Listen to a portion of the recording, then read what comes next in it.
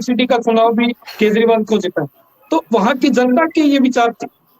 जनता तभी विचार व्यक्त करती है जब कोई पार्टी का नेता जनता की बात करता है।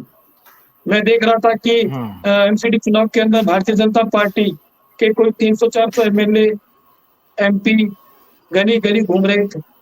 ऐसी नौबत तभी आती है। मैं तो कहता हूँ कि भारतीय जनता पार्टी को अभी समीक्षा करनी चाहिए, और कांग्रेस तो वैसे निपट चुकी है, उनको भी समीक्षा करने का खूब समय है उनके पास। उनको अगर चुनाव नहीं लड़ने की बजाय उनको तो समीक्षा करनी चाहिए कि भी जनता क्या चाहती है। चलिए आते बिल्कुल आपके पास आते उपाध्याय जी। और यहाँ पर आपने भाजपा को हराया, और उधर जो विधायक हैं आपके अनानुतुल्ला, इनका जो वार्ड था वहां पर कांग्रेस जीती है। ये कहानी क्या रही? देखिए प्रदीप जी, जिस प्रकार से आपने पूछा कि मनीष सिसोदिया के वार्ड से बीजेपी जीती है और सत्येंद्र जैन जी के वार्ड से, तो मैं आपको बता दूं कि पूरा देश जानता है कि किस प्रकार से भारतीय जनता पार्टी ने कानून व्यवस्था का जो दुरुपयोग किया है सीबीआई और ईडी का। बिना किसी कारण के जेल में डाला हुआ है, कोई आरोप अभी तक कोई सिद्ध नहीं हुआ है, कुछ भी ऐसा कोई भी उनके खिलाफ कोई सबूत नहीं मिला है।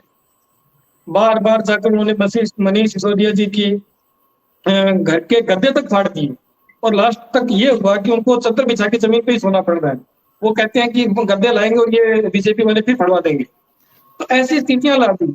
तो आम आदमी पार्टी के पास इतना धन भी नहीं है, और इतना हमारे पास साधो सामान नहीं कि हम अपना ध्यान हर जगह केंद्रित कर पाए।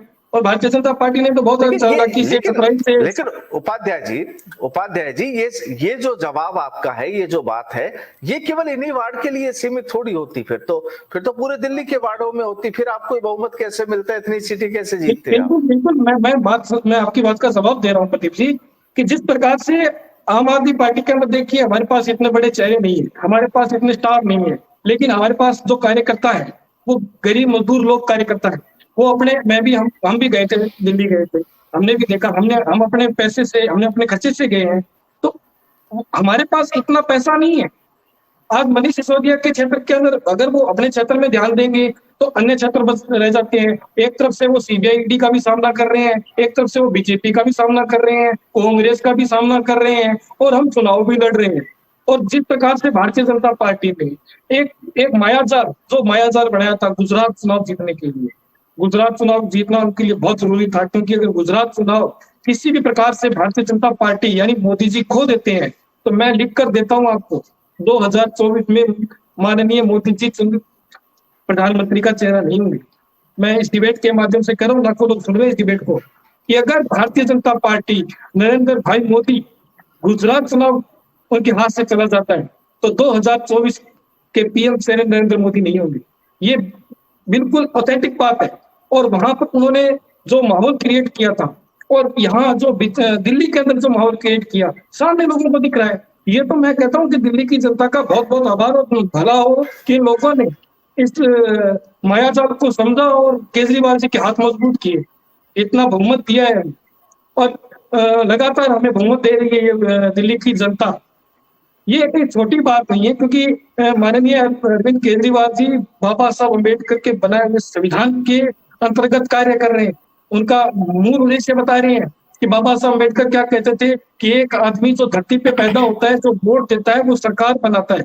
उसको बिजली, पानी, शिक्षा, स्वास्थ्य और मकान, ये चीजें मिलनी चाहिए। और ये आम आदमी पार्टी के उनके अरविंद केजरीवाल दे रहे हैं। और ये देखिए प्रदीप जी, इस भारत के अंदर, इस देश के अंदर हमारे सारे लोग मालिक नहीं है, चंद लोग मालिक हो सकते हैं, लेकिन इस देश के अंदर किसान, गरीब, मजदूर लोग रहते हैं। मैंने कई बार डिबेट के माध्यम से ये बातें कही है कि मैं आंकड़े लेकर नहीं बैठता, मैं धरातल की बातें करता हूँ। मेरे आसपास की जो घटनाएं, जो मेरे आसपास का माहौल है, उसके हिसाब से मैं बात करता हूँ। आज एक मजदूर जो 500 रुपए की दिहाड़ी करता है, उसका घर नहीं चल सकता है, जिस प्रकार से आज महंगाई का जो बढ़ा हुआ है। और दुनिया की सबसे बड़ी नेगेटिव पार्टी के रूप में भारतीय जनता पार्टी कार्य कर रही है।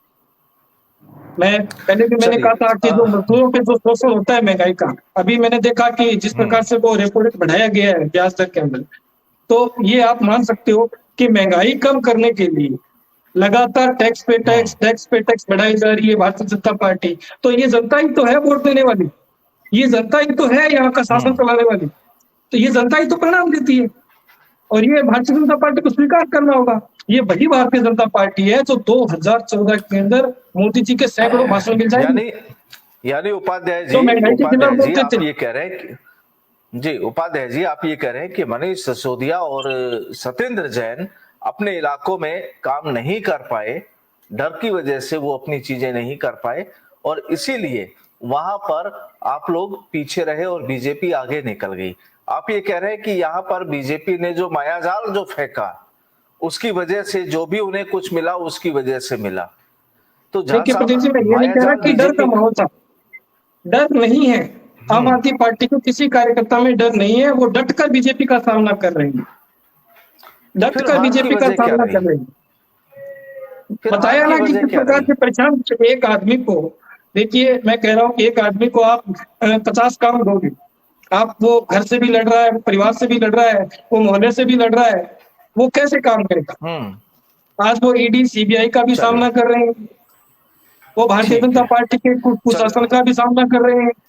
तो ऐसी परिस्थितियों के अंदर कोई आम आदमी काम नहीं कर पाता। लेकिन मैं कहता हूं कि मनीष सिसोदिया वास्तव में महाराणा प्रताप के वंशज हैं, जो इनका डटकर सामना कर रहे हैं और आम आदमी के लिए एक छोटे से जो अंतिम पंक्ति में बैठने वाला कार्यकर्ता है उसके लिए आइडल बने हुए हैं कि किस प्रकार से संघर्ष करना चाहिए। और आम आदमी पार्टी इस बात के लिए एक मार्गदर्शक बन गई है कि आपके सामने चाहे कितनी भी चुनौतियां हो, लड़ने का मादा अपना मजबूत होना चाहिए, वजूद चाहे छोटा हो पर अपना होना चाहिए। ये आम आदमी पार्टी ने आज करके दिखाया है। गुजरात का परिणाम भी बड़ा रोचक आएगा प्रदीप जी। आएंगे, गुजरात पर भी आएंगे उपाध्याय जी, अभी आ रहा हूँ। वो बार बार कह रहे थे कि उनकी सीटें ही नहीं आ रही, वो बार बार कह रहे कि बीजेपी का मेयर बनेगा, जबकि उनके पास बहुमत भी नहीं है और वो बार बार ये कह रहे हैं कि हमारा मेयर बनेगा। उस टाइम जब मेयर का चुनाव होगा उस टाइम हृदय परिवर्तन हो जाएगा। ये बात गले से नहीं उतरती है। और जो कह रहे हैं कि सीबीआई और ईडी जो ईमानदारी से काम करती है सरकारी है, तो मैं कहता हूं कि सरकारी व्यवस्था यानी कि नौकरशाही पे राजशाही हमेशा हावी रही है। अगर सीबीआई और ईडी ईमानदारी से काम कर रही है तो उनको भारतीय जनता पार्टी के सैकड़ों नेता हैं जो भ्रष्टाचार में लिप्त हैं, एक के घर पे भी आज तक उन्होंने छापा नहीं मारा, एक को भी पकड़ के उन्होंने धमकाया तक भी नहीं, एक लेटर जारी तक नहीं किया। ये घूम फिर के सीबीआई और ईडी आती है सत्येंद्र जैन के घर, मनीष सिसोदिया के घर, सत्येंद्र जैन के घर से निकलती है, फिर मनीष सिसोदिया के यहाँ आ जाती है। यानी कि सुबह निकलती है और शाम तक इनके घर चक्कर काटती है। अगर इनको निष्पक्षता से काम करने दिया जाता तो मैं कहता हूँ आधे से ज्यादा भारतीय जनता पार्टी जेल के अंदर होगी। अब मैं गुजरात की बात बताता हूँ आपको कि गुजरात के अंदर परिणाम क्या रहेगा। गुजरात का परिणाम बिल्कुल रोचक आएगा और मैं इसके लिए ये कहना चाहता हूं कि गुजरात के अंदर जिस प्रकार से भारत के अंदर ये मॉडल पेश किया, गुजरात मॉडल को पेश किया गया। मैं गुजरात गया था, धनेरा विधानसभा के पास में गांव था धनेरा, मैंने उस गांव की हालत देखी। वहां सड़कें नहीं है, वहां स्कूल नहीं है, वहां हॉस्पिटल नहीं है। और मैं मेहसाणा स्टेशन पे जब उतरा तो मैंने उस स्टेशन की हालत देखकर ये कहा कि ये मोदी जी किस प्रकार से ये सीना ठोककर कहते हैं कि गुजरात मॉडल देखिए, गुजरात मॉडल देखिए। अरे आपने एक तो सिटी के अंदर जो इंडस्ट्रीज एरिया है वहां पे काम हो रहा है, तो पूरे गुजरात को एक ही तराजू में तोल दिया। मैं वहां के लोगों से मिला, मेरे पास आज ही वो वीडियो फुटेज पड़े, मैं लोगों से मिला। शिक्षा नहीं है प्रदीप जी वहां पे, स्वास्थ्य की बात नहीं होती, खाली जय श्री राम के नारे लगाने से सत्ता में तो पहुंच गए, पर सत्ता चलानी कैसी है ये मोदी जी आज तक समझ नहीं पाए। क्योंकि इस समय देश की जो सत्ता चलाई जा रही है वो उद्योगपतियों के अधीन से चल रही है। इसमें कहीं किंतु परंतु नहीं है। जो योजनाएं आ रही है उद्योगपतियों के हित में आ रही है, आम जनता के विपक्ष में आ रही है, आम जनता के लिए नुकसान साबित कर रही है। बार बार कह रहे थे मोदी जी गुजरात के अंदर की फ्री की रेवड़ियां बांटी जा रही है। मैं मोदी जी से कहना चाहता हूँ कि जब आप एक एमपी एमएलए को इतनी सारी फ्री की सुविधाएं देते हो, तो जो वोट देकर सदन में पहुंचा रहा है नेताजी को, उसको क्यों नहीं मिल रही है सुविधाएं? वो उसका हक है, उसका हक बनता है ये इस चीज का कि उसको फ्री बिजली मिले, उसको पानी मिले, उसको रहने को मकान मिले, वो वोट देता है। तो ये सब सुविधाएं उनको मिलनी चाहिए। और ये कोई ऐसा नहीं है कि वो कोई भारतीय जनता पार्टी नहीं कहती है। भारतीय जनता पार्टी सब्सिडी का नाम के नाम पे बांटती है। मैंने वहां के एक व्यक्ति से बात की, मैंने पूछा कि बताइए मोदी जी आपके लिए क्या करते हैं? बोले हमारे लिए बहुत कुछ करते हैं, फ्री की रेवड़ी घी बांटते हैं। मैंने कहा कैसे? बोले मैंने ट्रैक्टर खरीदा खेत जोतने के लिए तो मुझे 60,000 की सब्सिडी मिली। मैंने गाय खरीदी तो उसपे 60,000 की सब्सिडी मिली। तो मैंने कहा ये क्या थी फिर?